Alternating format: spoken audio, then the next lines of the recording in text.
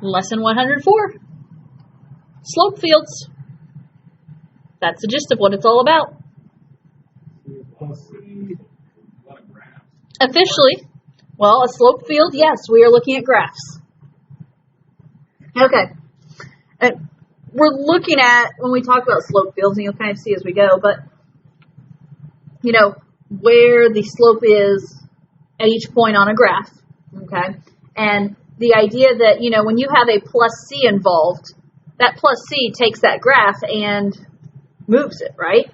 A plus c is going to move a graph up and down. And so the idea that, you know, a slope field represents the family of graphs. So we're working with slope fields in reference to differential equations today. So we just start there at the beginning and we'll talk about some of this information. A differential equation, of course, is an equation that involves our dy's and dx's, the answer to a derivative. For example, dy dx equals 2x. That's a differential equation, right? There's dy dx. It's basically a derivative. We've talked about solving differential equations, right? When we solve differential equations, we can get an equation with y equal x's and a plus c on the end. So, for example, if we take dy dx equals 2x, separate your y's from your x's, right?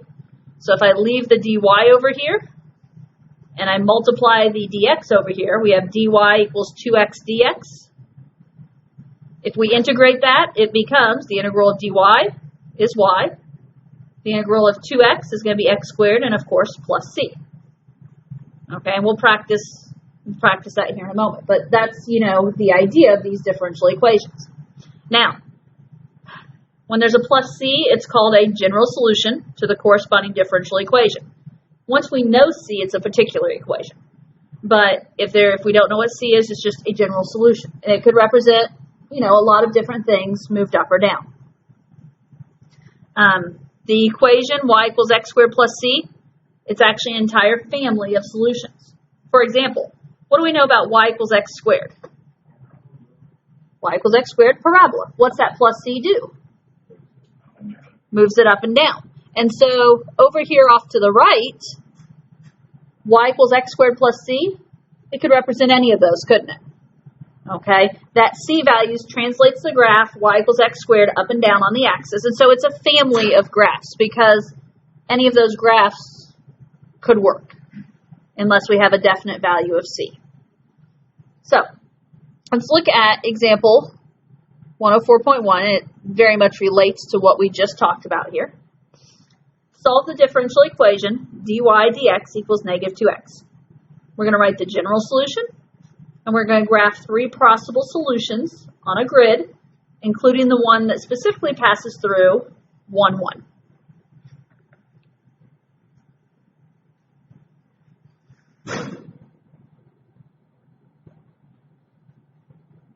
Okay, dy dx equals negative 2x.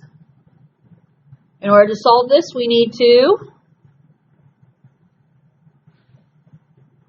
multiply the dx over. In other words, in order to solve this differential equation, separate your y's from your x's. So I'm going to keep dy on the left. I'm going to multiply dx to the right, and it's negative 2x dx. In order to get this y equals, we're going to integrate, right? What's the integral of 1 dy? Y. What's the integral of negative 2x? Negative x squared. And then because we are integrating, there is a plus c. So right there, when it said solve the differential equation and write the general solution, right there, y equals negative x squared plus c is our general solution.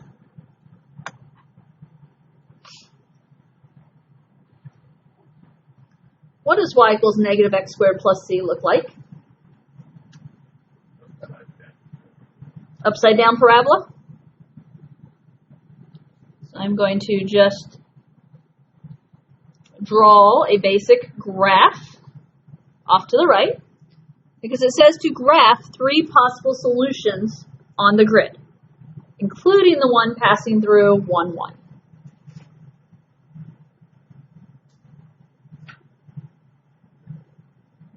How long is it allowed to be shifted over? Say what? How are you allowed to shift it over to 1 in the X? The vertex doesn't have to be at 1. The parabola just has to pass through 1, 1. So we're not looking for a parabola that has a vertex at 1, 1. We're looking to graph the parabola passing through the point 1, 1. Because this is y equals negative x squared, yes, all the vertices are on the y-axis. So I can graph anything I want, yes? Well, any parabola. As long as it's upside down. Has to be upside down, right? And it can't start at 0, 0. I guess it's 0. And technically it could, yes? Now, here, side thought. Before we do this, if we want to make sure we get the one passing through 1, 1, could we find the particular solution there?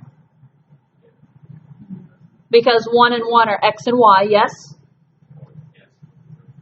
So if I plug that in, 1 equals negative of 1 squared plus c. Then I don't have to lead you to what is the one that passes through 1, 1. So the negative of 1 squared is negative 1. If we're solving for c, we're going to add the 1 over, and c is 2. So what is the particular equation we'll need to graph here?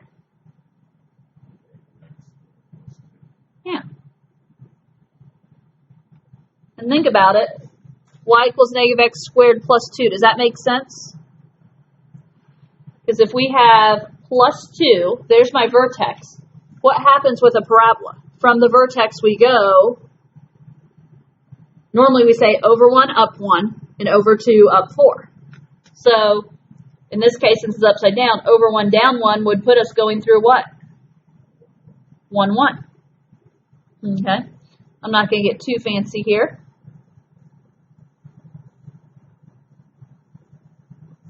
There's one parabola. Okay. Now, that's one of them. It wanted us to graph 3. What else do you want me to graph? He wants 1 at negative 1. Okay, so, and again, I don't know if you could say I'm being lazy or taking the easy route out, but I'm not worrying about the extra points right now. Okay, it's not worth it for what we're doing. You guys know the shape of this. Another one? He wants negative 2.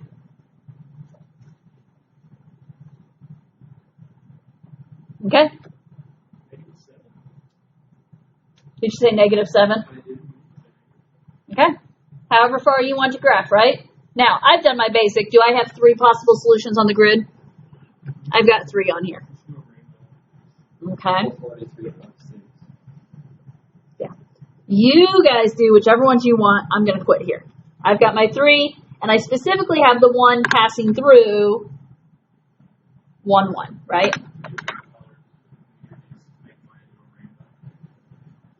Okay, so that's just kind of a review, differential equations, and that's leading us to a slope field. So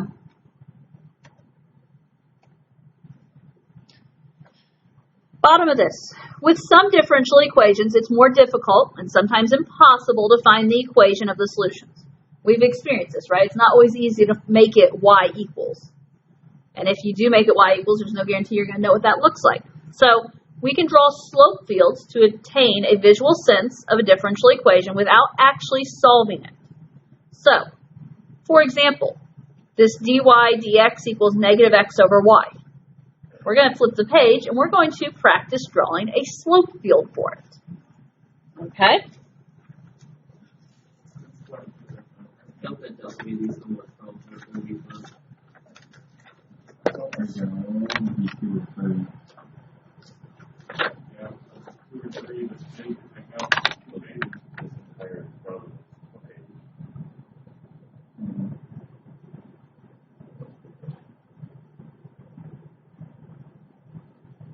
Okay. The problem provided on the other side was dy dx equals negative x over y, correct? So it's not written on this side of the page, so you probably should write it on this side of the page. So remember, the derivative of a function at the point xy is the slope of the tangent line, yes? So when we talk the derivative, so when we talk dy over dx equals negative x over y, the derivative, right? The derivative at that point is the slope of the tangent line. So our example represents the slope of the function y equals blank at the point xy. So for example, what we're going to do, using the equation, at the point 2, 1. So at the point 2, 1, what's that mean? Your x value is 2, and your y value is 1. What is my slope going to be here? If I put them into this form, negative x over y is going to be negative 2 over 1, which is negative 2. Well, keep in mind, that's dy dx. That's the slope. Now,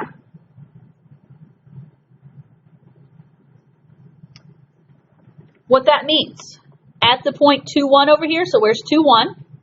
Right 2, up 1. At this point, the slope of the graph is negative 2. What does a slope of negative 2 look like? Okay, it's angled backwards or down, right? And if a slope of 1 is your traditional, like, 45, right? 2 is a little steeper is what I would say. Okay, does that make sense? So what I'm going to do, and it's going to be hard to tell in this first one, that at the point 2, 1, I'm going to draw just a little idea that my slope would look something like this. It's a backwards piece, right? It's hopefully looking a little steeper than what a slope of 1 would look like. Now, the idea here is to fill all these pieces in. Okay? And once you catch on to some of the tricks and everything, you wouldn't necessarily make this big old XY term. Okay? You kind of do it more in your head. So, I don't know. If we look at, what about the ordered pair negative 2, negative 1? Negative 2, negative 1. That's going to be the negative of negative 2 over 1, which is going to give me a slope of what?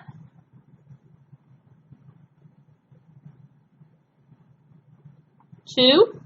Are you guys okay with that? You realize I'm getting that by plugging into the differential equation dy dx equals negative x over y. So it's the negative of negative 2 over 1 is what I did. Make sense? Okay, so at the point negative 2, 1, my slope is going to be, this time it is positive, but it's a little steeper than what a slope of 1 looks like, yes? Technically, if you want to get technical, it should just be exactly opposite what we had on the other side, shouldn't it?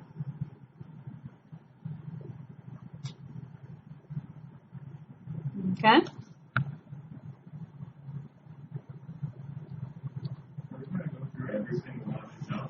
And we'll figure out some pieces that will help us. I won't necessarily write them all down. Does that make sense? So, okay, if I put in 1, 1, I'm just picking some points here to get us started. What is the slope at 1, 1? Yeah, officially it's negative 1 over 1, which is negative 1. So at the point 1, 1, it's still a negative slope, but this time not as steep. Can you see how I made it not as steep?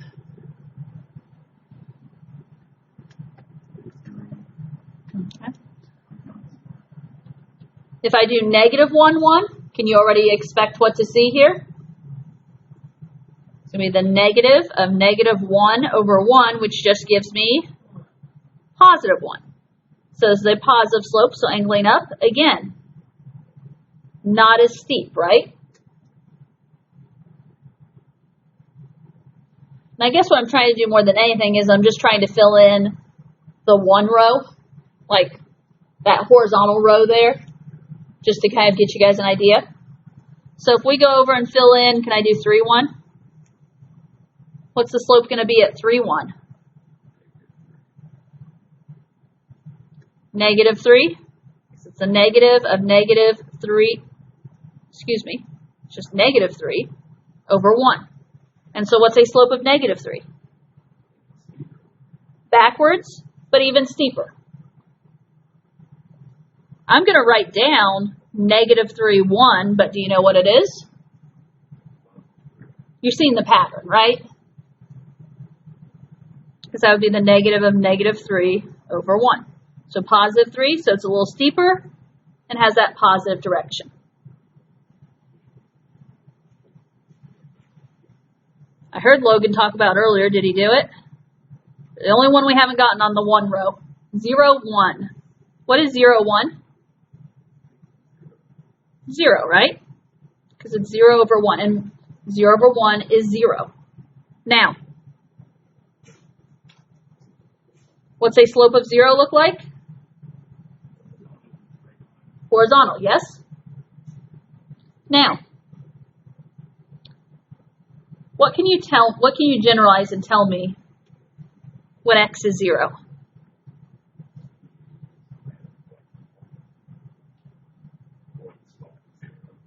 When x is 0, the slope will always be 0, yes? So what could I go ahead and fill in? Any place x is 0, and any place x is 0 is the y-axis. So at 0, 2, 0, 3, negative 1, or 0, negative 1, 0, negative 2, and 0, negative 3. I did skip over 0, 0. We need to talk about 0, 0 separately. Okay? So notice all those are horizontal. Now, if we talk about 0 over 0, what is 0 over 0? It's what? Okay. But even more than it doesn't exist, it's if you think about L'Hopital's rule, I'm not going to use the word undefined. It's an indeterminate form. We don't really know what it is. And so on this one, I'm going to write indeterminate. Sorry, I'm struggling to spell that. And so I'm not going to put anything at 0, 0. I'm not going to put any kind of slope. And in the end, once you figure out the shape here, you'll understand why. Okay.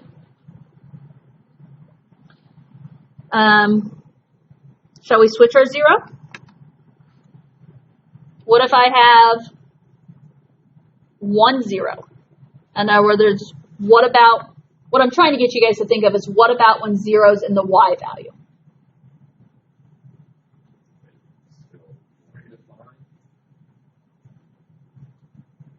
This is going to be 1 over 0, or whatever number over 0, right? And what do we call it when it's something over 0? I will use the word undefined here. What does the slope look like then? It's vertical, right? This is when 0's in the denominator. That's a vertical line. It's undefined, no slope, but it's vertical. So where could I go through and put my vertical slopes? Okay, the x-axis with the exception of the origin. Okay?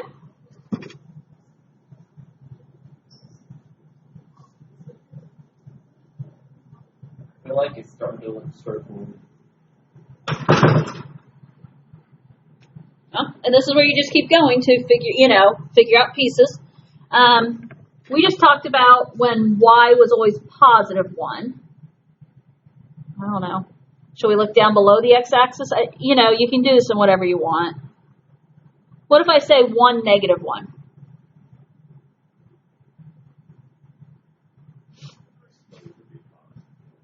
Slope would be positive 1. Because you would have negative 1 over negative 1.